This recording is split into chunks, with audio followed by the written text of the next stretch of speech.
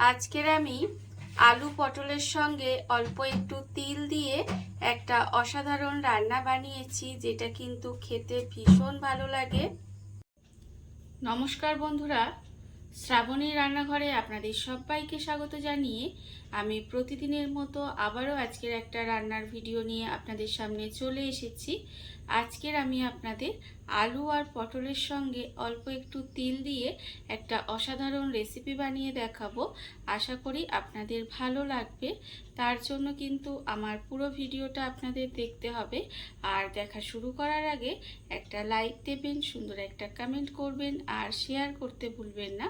তাহলে চলুন আজকের এই রেসিপিটা আমি কিভাবে বানাই সেটা আপনারা একবার দেখে নিন। রান্নাটা করার জন্য প্রথমে আমি এখানে দেখুন গ্যাসটা অন করে একটা কড়া বসিয়ে দিয়েছি। এইবারে আমি কড়ার মধ্যে দিয়ে দেব সর্ষের তেল।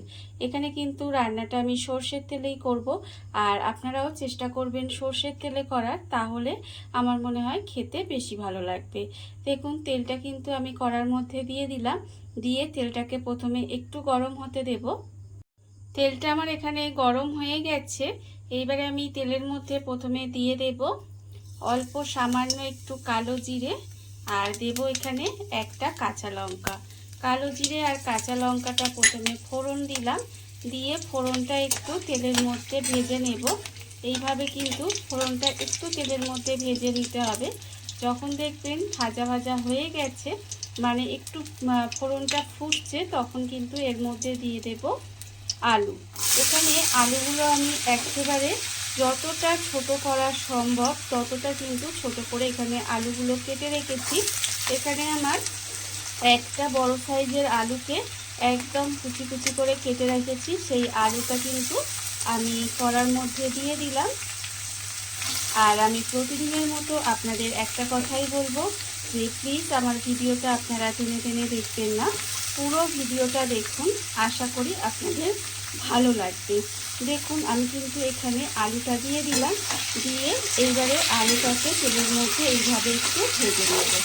আলুটা কিন্তু প্রথমেই দেবেন, দিয়ে এইভাবে তেলের মধ্যে একটু নেড়ে ভেজে নিতে হবে।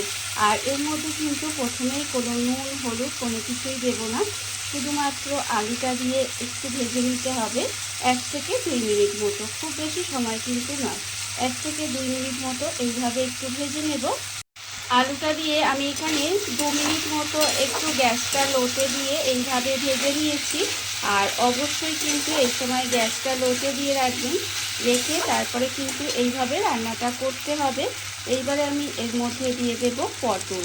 এখানে কিন্তু পটলগুলো আমি এইভাবে ছোট ছোট করে টুকরো করে কেটে রেখেছি, সেই পটলগুলো এর মধ্যে দিয়ে দেব। আর পটলটা অবশ্যই চেষ্টা করবেন যাতে কচি পটল হয়। কচি পটল হলে তবেই কিন্তু এটা খেতে বেশি ভালো লাগবে। দেখুন আমি কিন্তু এর মধ্যে বেশ কিছুটা পটল এইভাবে ছোট ছোট করে টুকরো করে কেটে রেখেছি, সেই পটলটাও এর মধ্যে দিয়ে দিলাম। দিয়ে আবারও কিন্তু এইভাবে মিশিয়ে একটু সময় ভেজে নিতে হবে। দেখুন এইভাবেই কিন্তু মিশিয়ে আমি এটাও একটু সময় ভেজে নেব।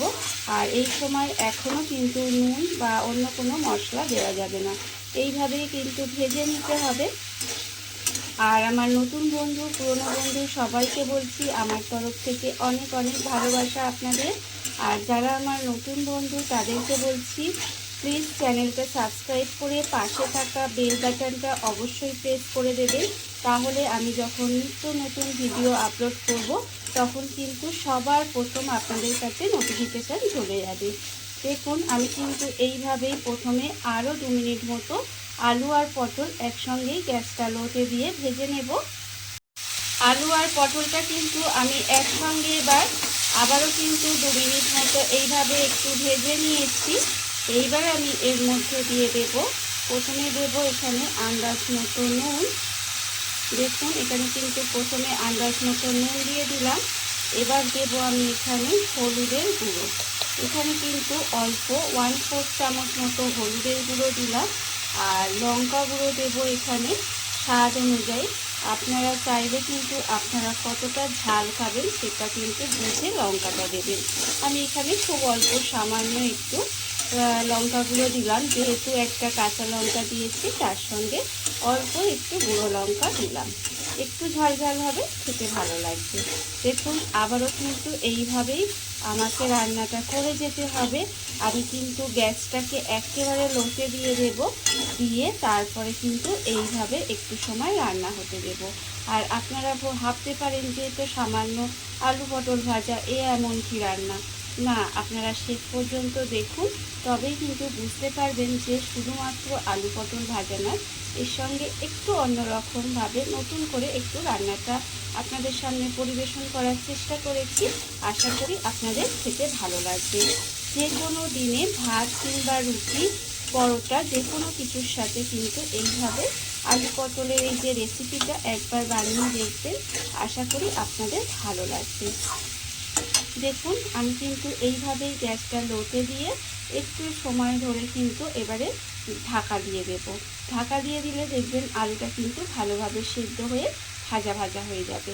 আমি ঢাকা দিয়ে আবারও কিন্তু 5 থেকে 7 মিনিট মতো এইভাবে একটু ঢেকে রান্না করবে। এবার গ্যাসটা লোতে দিয়ে এইভাবে কিন্তু ঢাকা দিয়ে আমি প্রায় 7 মিনিট মতো একটু রান্না হতে দিয়েছিলাম। দেখুন এর ফলে কিন্তু আলুটা এখানে আমার প্রায় 90% মতো সেদ্ধ হয়ে গেছে। আপনাদের দেখাচ্ছি, দেখুন এই দেখুন আলু কিন্তু একেবারে সেদ্ধ হয়ে গেছে। এইবারে আর এই রান্নাটায় কিন্তু কোনো রকম জল ব্যবহার করব না। এইভাবে গ্যাসটা লোতে দিয়ে ঢাকা দিয়ে দিয়ে আস্তে আস্তে কিন্তু রান্নাটা করতে হবে। এর ফলে দেখবেন আলু পটল সমস্ত কিছু সেদ্ধ হয়ে গিয়ে একেবারে ভাজা ভাজা হয়ে যাবে। এবারে যখন দেখবেন প্রায় 10% রান্নাটা বাকি আছে, তখন কিন্তু এর মধ্যে আমি দিয়ে দেব সাদা তিল। দেখুন এখানে কিন্তু আমি বড় চামচে 2 চামচ সাদা তিল রেখেছি। সেই সাদা তিলটা কিন্তু আমি এখানে ওপর থেকে ছড়িয়ে দিলাম। ওপর থেকে ছড়িয়ে দিয়ে তারপরে কিন্তু এটাকে আবারও খুব ভালোভাবে মিশিয়ে দেব। সমস্ত কিছুর সঙ্গে এইভাবে মিশিয়ে কিন্তু আবারও একটু সময় এইভাবে নেড়ে নেড়ে ভাজা ভাজা করে নিতে হবে। আর কিন্তু আমি এখানে ঢাকা দেব না, এইভাবেই কিন্তু আমি এটাকে ভেজে নেব। মানে এটা কিন্তু আবারও বলছি জল দেব না, এইভাবে কিন্তু ঢাকা দিয়ে দিয়ে আমাকে রান্নাটা করে নিতে হবে। খেতে কিন্তু অসম্ভব সুন্দর হয়। আমি আবারও বলছি ভাত কিংবা রুটি দিয়ে একবার আপনারা হলেও বানিয়ে দেখবেন, আশা করি আপনাদের ভালো লাগবে। আমি কিন্তু এইভাবে একটু সময়, খুব বেশি সময় কিন্তু নয়, 3 থেকে 4 মিনিট মতো এইভাবে একেবারে গ্যাসটা লোতে দিয়ে ভেজে নেব। এর ফলে দেখবেন যেটুকু আমার রান্নাটা বাকি আছে সেটুকু কিন্তু আমার পটল আলুটা ভাজা ভাজা হয়ে যাবে। আর তার সঙ্গে যে তিলটা দিয়েছি এটাও কিন্তু ভাজা ভাজা হয়ে যাবে, আর খেতে কিন্তু অপূর্ব সুন্দর লাগবে। দেখুন আমি কিন্তু এইভাবেই একটু ভেজে নেব। আমি কিন্তু এখানে আবারও এইভাবে তিলটা দিয়ে 3 মিনিট মতো একটু রান্না করে নিয়েছিলাম। আর দেখুন রান্না কিন্তু আমার একেবারে রেডি হয়ে গেছে। আলু পটল যেটুকু ভাজা বাকি ছিল সেটুকুও ভাজা হয়ে গেছে সুন্দর করে। রান্না আমার একেবারে রেডি। এইবারে আমি গ্যাসটা অফ করে দেব আর আপনাদের পরিবেশন করে দেখাবো ঠিক কেমন হলো। দেখুন বন্ধুরা, বাড়িতে থাকা কত অল্প উপকরণে কত অল্প সময় কত সুন্দর একটা আলু পটলের সঙ্গে তিল দিয়ে একটা অসাধারণ রান্না তৈরি হয়ে গেছে। আপনারা দেখতেই পেলেন। আর এটা কিন্তু খেতে অসম্ভব সুন্দর হয়। এইভাবে আপনারাও কিন্তু একদিন হলেও বাড়িতে বানিয়ে দেখতে পারেন। আর এই ভিডিওটা যদি আপনাদের ভালো লেগে থাকে, আপনারা যদি ফেসবুক থেকে দেখে থাকেন পেজটি ফলো করে দেওয়ার অনুরোধ রইল। আর যদি ইউটিউব থেকে দেখে থাকেন চ্যানেলটি সাবস্ক্রাইব করে নেওয়ার অনুরোধ রইল।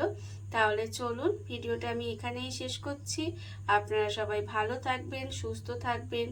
আবারও হাজির হব নতুন কোনো রান্না নিয়ে।